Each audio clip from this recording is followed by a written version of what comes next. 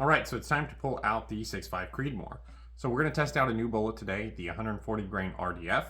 I had decent luck with the 130 RDF in the past, but we're going to go ahead and try the 140 today. Now it looks like load data is predicting about 44 grains to be a max charge with Staball 6.5. Now I can't find the exact data with Staball 6.5 in the RDF, but that looks like most of the load data with 140 class bullets is about 44 grains.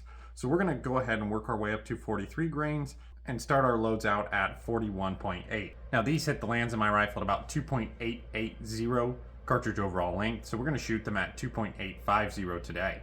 Going to continue using Nosler brass and Winchester large rifle primers. So let's get out on the range and let's see if they'll shoot. Alrighty, we are out here on the range. The target is at 100 yards. This is my 24-inch Savage 110 Tactical, chambered in 6.5 Creedmoor, 24-inch barrel, 1 twist. It's mounted in an MDT XRS chassis with a 6-24 minus tack optic. We are shooting the 140 RDF today and Staball 6.5. The gun is cool, the gun is not clean, and we're just going to go ahead and shoot them. It is a nice day, about 75-80 degrees out, a little bit of wind off our left, but it's really not too bad. So hopefully these will group. I do have the tuner brake on the end of this gun now, and it's going to stay here for a little bit, because if we get a good one with this that we want to tune later on, we may end up doing that. I've already done a few tuner brake videos. Let me know if you guys are getting tired of seeing those. I think it's proved that it works, obviously, but hopefully we don't need to tune any of these loads. Hopefully they just shoot great right off the bat. Now, I do have a 5-round Magpul magazine that gave me a lot of trouble in the GT, so we're going to try to use it in the 6.5 Creedmoor and see if it gives me trouble over here as well. If it does, I'll just go grab my 10-rounder, because this gun's fed really well, the 10-rounder. Alright, so you see the charges up there on the target, and we're going to go ahead and shoot that first one. 5-shot groups. It's been a little bit since I've shot this gun. I think actually since the last tuner brake video with this gun. So hopefully the scope's still really close to being sighted in.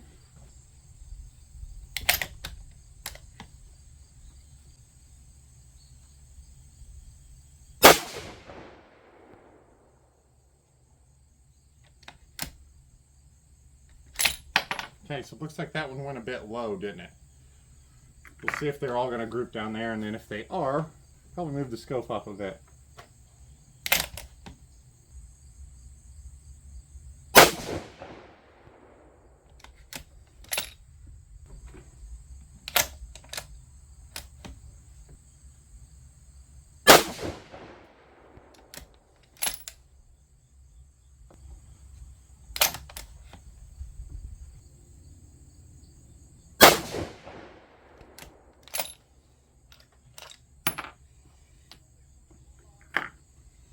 Alright, last one.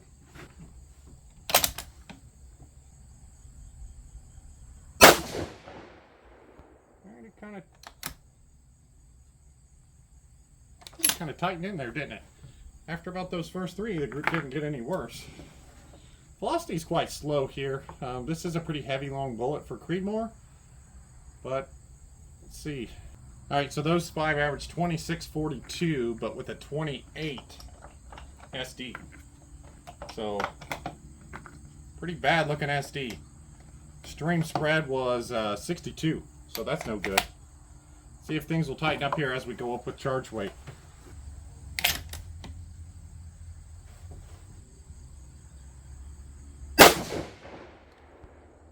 Oh, I forgot to move the scope, didn't I? Whoops. We'll do it on next group. If we move it at all, we might just leave it.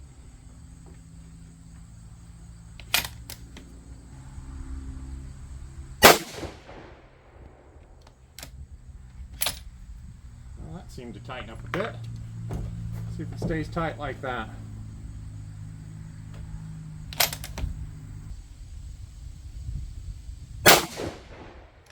Yes, it did.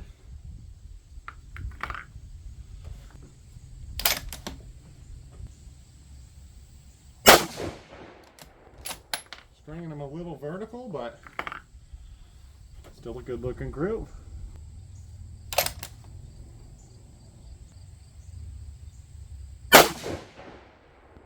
Man, we really ended up stringing them pretty vertically, didn't we?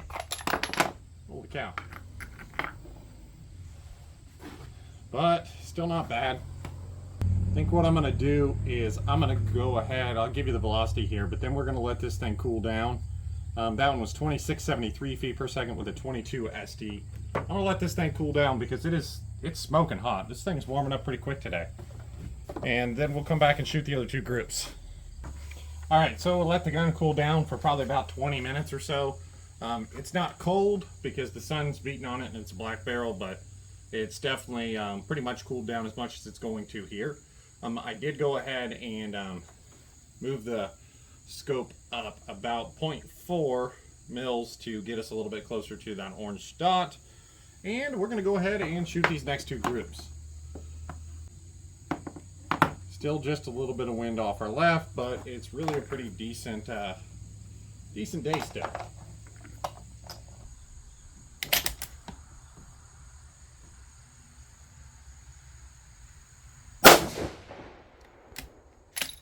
Okay, pretty good scope adjustment.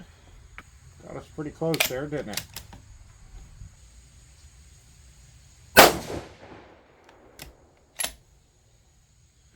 These are kind of spewing all over the place here, aren't they?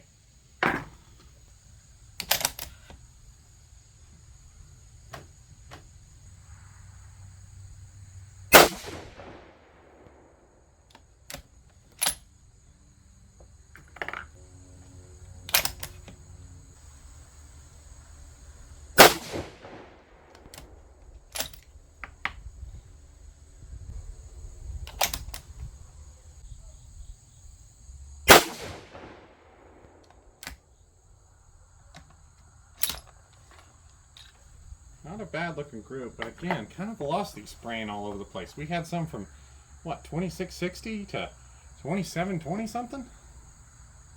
Holy cow, that's pretty wild. Guessing our SDs weren't great there. I wonder if that's why we kind of had that double group looking thing there.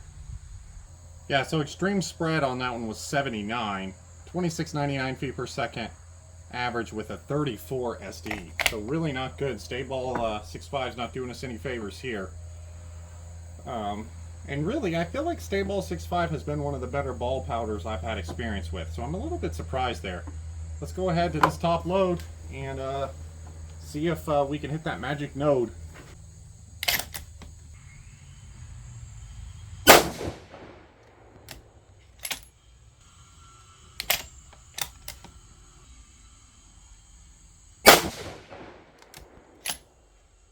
Alright, first two look good, velocity looks good, group size looks good. Let's see if we can hold it together.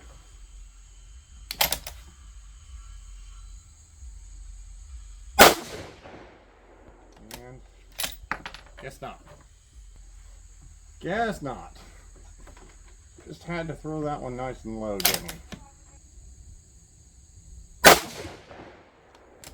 At least it wasn't just one, but again, look at those velocities. Down to 2665. Something weird going on there with Staball in this combination.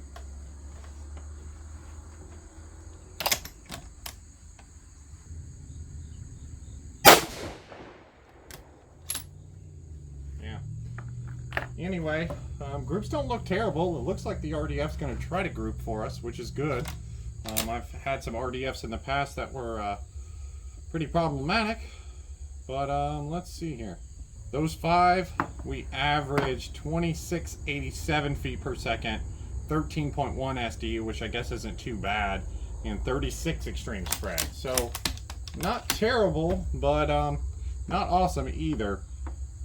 And our first velocity, we were what, 2642, and our last one we only came up to 2687, so we only gained about 40 feet per second across that charge weight range. That's a little bit weird as well.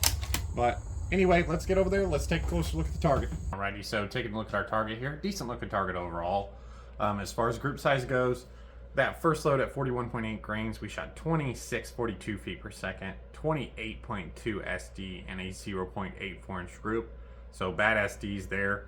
Moving across to 42.2 grains, we shot 2673 feet per second, 22.2 SD, and a 0.83 inch group. This group showed some promise until I threw that one high, but I guess with the 22 SD, what's it really matter? And moving over to 42.6 grains, kind of double grouped them there. We shot 2699 feet per second, 34.1 SD, and a 0.91 inch group. Last group of the day at 43 grains, we shot 2687 feet per second, 13.1 SD, and a 0.78 inch group. So finally a decent SD, but pretty consistent with groups across the board. I mean, we hovered right there between 0.8 and 0.9 pretty much for all those loads. I think with the SDs, as bad as they are though, probably move on to a different powder combination, find something that'll hopefully work a little bit better. Now, you'll see a close look at the brass there. There's really nothing to see there. No pressure signs. Primers look about like they normally do. Not cratered too bad or anything like that. So I think these are safe loads. They're just not good loads. But enjoyed shooting the 6.5 Creedmoor again. I haven't shot it in so long, kind of forgot what it was like. But pretty fun gun to shoot still. You guys are going to probably see some of the Burger 105s next with my 6 GT and then maybe the 6 ARC as well. So thank you guys for watching. Thanks for subscribing, and we'll see you next time.